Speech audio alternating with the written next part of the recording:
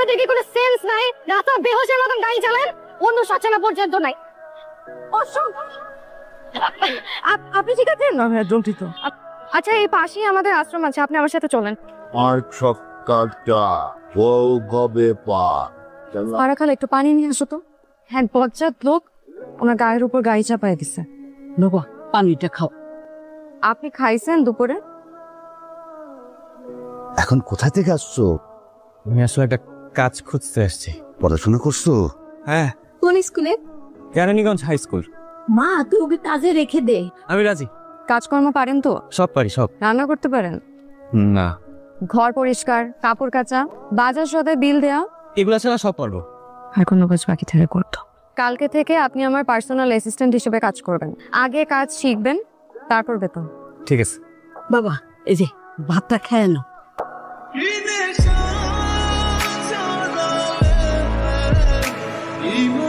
Madam. কয়টা বাজে? Sorry madam.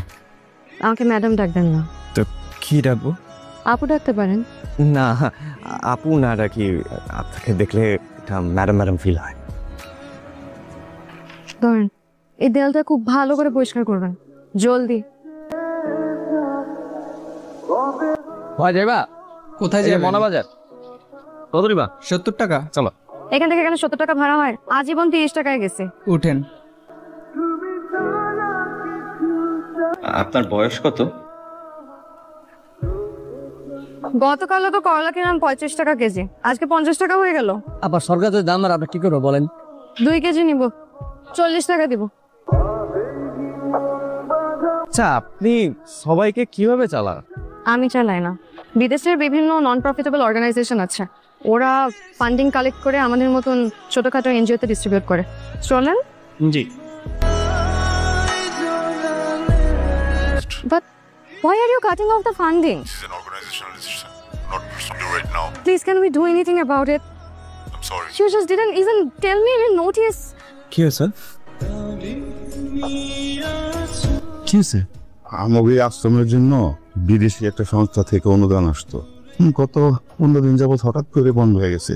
এখন আমাদের এই আশ্রমের ফান্ডে যে টাকা ছিল তা তো প্রায় শেষ। এখন কেমনে চলবে আশ্রম?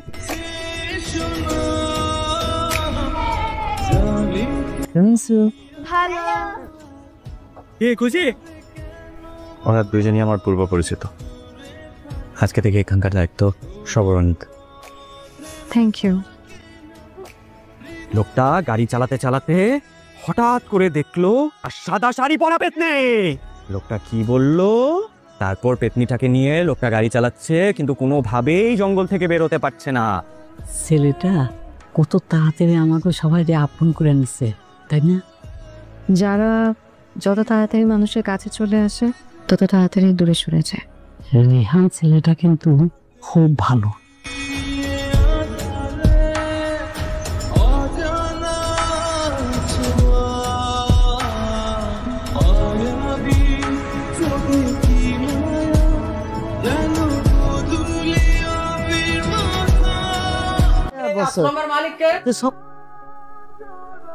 আপনারা কে?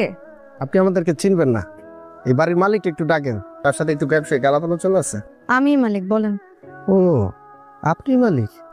আমাদের স্যার এখানে একটা কমার্শিয়াল বিল্ডিং বানাবে, উনি আপনাকে কল দিছিল, চিঠিও পাঠাইছিল, আপনি কোনোটার উত্তর দেন নাই, যার কারণে স্যার আমাকে পাঠাইছে। আপনি জায়গাটা ছাইরা দেন, তাতে আপনার মঙ্গল হবে, আপনার আশ্রমের মানুষগুলোর মঙ্গল হবে। একবারও আপনাকে এই কথা বলছি যে আমি এই জমি বিক্রি করব? আশেপাশের যারা আছে না তাদের সবার জায়গা নেওয়া হয়ে গেছে, শুধু আপনার জায়গার জন্য বিল্ডিং এর কাজটা হচ্ছে না। আমি এখানে জমির কোনো কারবার নিয়ে বসে নাই, অন্য কোথাও যে জমি দেখেন। যান প্লিজ, আপনারা এখান থেকে চলে যান। এই যে আমি শেপর জায়গা জমি দখলের উপর 110টা উপায়ের বই পড়ছি, আপনি যদি ভালো ভালো জায়গাটা দিয়ে দেন তাহলে তো ভালো, আর যদি না দেন তাহলে ওই যে 110টা উপায় আছে না, এগুলো আপনার উপরে প্রয়োগ করতে হবে। কেরানীগঞ্জ সুকনিবাস। আচ্ছা, কি সমস্যা? সকাল থেকে এখানে কারেন্ট নাই, পুরো এলাকায় কারেন্ট আছে। ওই আশ্রমের আপনি? জি। আপনাদের তো লাইনে সমস্যা, ওটা তো চোরাই লাইন। একদম উল্টাপাল্টা কথা বলবেন না। আপনি এসব কার ইশারা করতেছেন আমি খুব ভালো করেই জানি।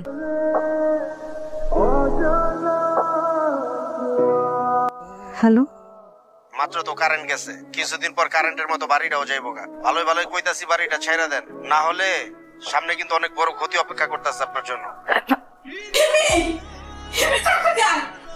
মুখটা কথা কেমন করছে চাচা বুঝলো কেমন যেন করছে কেমন মজা কি চাচা চাচা চাচা হাসপাতালে নিতে হবে নাকি তুমি কিছু বল না কথা বলছিস না কেন বস আশ্রমের মেয়েটা আসছিল আপনার সাথে দেখা। আসো মা, আসো আসো আসো আসো আসো, বলো কি বলতে চাও? জি আমি আশ্রমের ব্যাপারে কথা বলতে এসেছি। যে প্লটটা নিয়ে আপনারা উঠে পড়ে লেগেছেন, এতগুলো অসহায় মানুষ আশ্রম ছেড়ে দিলে কোথায় যাবে? মহাজননী, এইগুলা নিয়ে তুমি একদম ভেবো না। ওদের কারো পরিবার নেই, আপনি কি ওদের পরিবার হবেন? হবেন না। আমি যতদিন বেঁচে আছি আমার আশ্রমের কিছু হতে দিব না। দয়া করে আপনি আর আপনার লোক আমি যেন আমার আশ্রমের আশেপাশে আর কোনোদিন না দেখি। যদি দেখি তাহলে কিন্তু আমি লিগ্যাল নোটিশ পাঠাতে বাধ্য হব। আসে।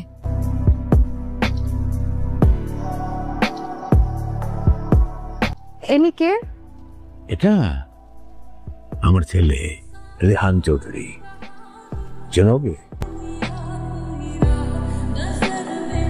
একটু আগে দাও।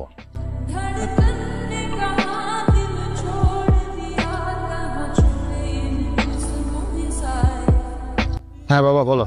তোমার জীবনে ফার্স্ট বিজনেস মিটিং, প্রপার্টিটা খুব ইম্পর্টেন্ট। ডোন্ট ওয়ারি বাবা। আর শোনো শোনো বাবজা, ওনারা বয়স্ক লোক, কথাবার্তা একটু বুঝে শুনে বলবা। ঠিক আছে বাবা। বস আজকে কোনো উল্টাপাল্টা কিছু করেন না বস, ডিলটা খুব ইম্পর্টেন্ট। এক্সকিউজ মি স্যার, আমাদের এই টেবিলটা রিজার্ভেশন দেওয়া আছে স্যার, আপনি কাইন্ডলি একটু অন্য একটা টেবিলে বসতে পারেন। আমরা বেশক্ষণ থাকবো না, একটা ছোট মিটিং আছে, করে চলে। সরি স্যার, এটা ভিআইপি গেস্টের জন্য রিজার্ভেশন দেওয়া আছে স্যার। ম্যানেজারকে ডাকেন। জি স্যার। জি স্যার। এইটা রমেশ সাহেবের হোটেল না? জি। লোনের চাপে দৌড়ের উপর, তাও এত ভাব। আপনার রেস্টুরেন্টে আমি কিনতে চাই। আমি সেলিম রেজা চৌধুরীর ছেলে, চেক রেখে দিয়ে যাচ্ছি, রিসিভ করে নিয়ে। ব্যাস আল্লাহ। বাবজান আসেন আসেন, এইদিকে আসেন। ওই তোমার বাবজান চলে আসছে। বাবজান না বাবা, আমি একটু বাইরে যাবো। আপনি বাইরে যাবেন এই কথা শোনার সাথে সাথে তো আমার বুকের মধ্যে কেমন যেন ধরপড় করে ওঠে। খাওয়া খাওয়া বলতাম কত কত লোক কি ছিল আমার। তোমার লক্ষ্মী ছেলে গতকালকে উনি একটা খেলনা কিনেছিল, চাবি দিলেও খেলনাটা চলে না। কাম অন বাবা, রেস্টুরেন্টটা খারাপ কি? শুধু একটু খারাপ হচ্ছে যে রেস্টুরেন্টটা লসে চলে, আর এখনো ব্যাংক লোনটা চলমান। যা করছে আমার ছেলে খুবই ভালো কাজ করছে। আপনি কে? আপনি? স্যারের নাম রেহান চৌধুরী, সেলিম রেজা চৌধুরীর একমাত্র ছেলে, যে আমাদের এই আশ্রমের জায়গাটাকে কমার্শিয়াল প্রপার্টি বানাতে চায়, আর সেটা হাসিল করার জন্যই স্যার এখানে এসেছেন। আপনি হলেন একটা খুনি। এতগুলো মানুষের সামনে মিথ্যা অভিনয় করলেন একটা প্রপার্টির জন্য। আপনি হলেন একটা জানোয়ার। আপনি আমার আশ্রম থেকে বেরিয়ে যান। আপনার মুখ আমি আর কোনোদিন দেখতে চাই না। আপনার মুখ দেখার থেকে আমি মরে যেতে স্বাচ্ছন্দ্য বোধ করবো। আপনি আমার আশ্রম থেকে বেরিয়ে যান। মা অরফানেজ বা ওল্ড হোম এসব জায়গায় কাজ করে, তারা মানুষ হিসেবে কেমন হয়? খারাপ মানুষরা তো আর ভালো মানুষের পাশে এসে দাঁড়াবে না, ভালো মানুষরাই এসে দাঁড়াবে, তাই না? দেখো কেমন দেখ।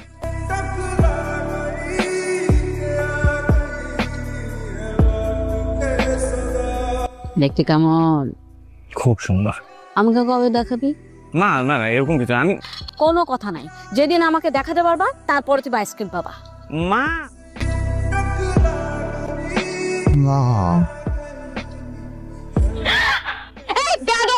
অসভ্য!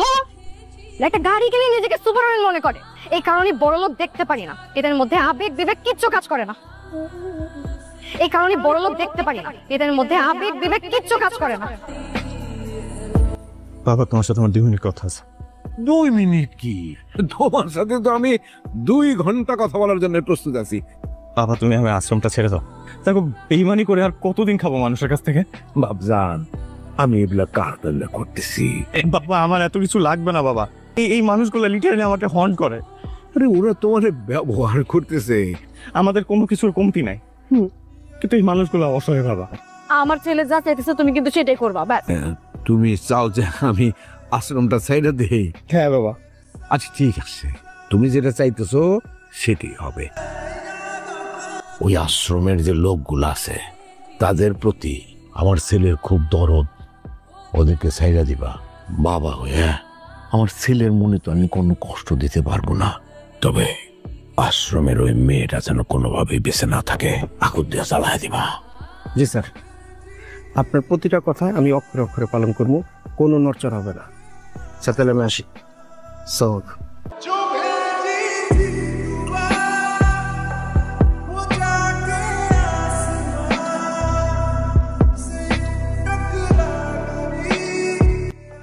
আপনি এখানে কেন আসছেন? আপনি কোথায় যাচ্ছেন আপনি? তুমি বুঝতেছো না? আমি বুঝতে চাইও না। আমাকে বুঝতে হবে। একবার আমার জায়গা থেকে দেখার চেষ্টা করো। দেখবো আমি আপনার জায়গা থেকে? সেটা তুমি দেখতে চাও না, আমি মিথ্যা বলছি।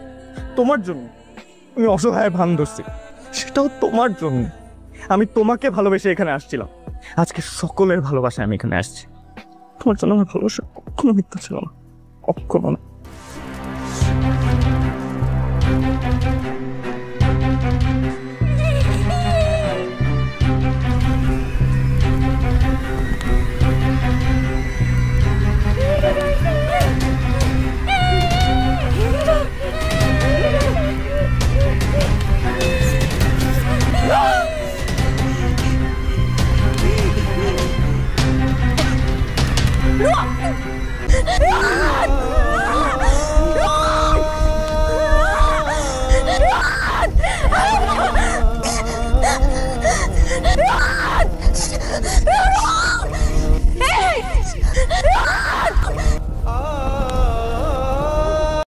আমি তোমাকে ভালোবেসে এখানে আসছিলাম, আজকে সকলের ভালোবাসায় আমি এখানে আসছি।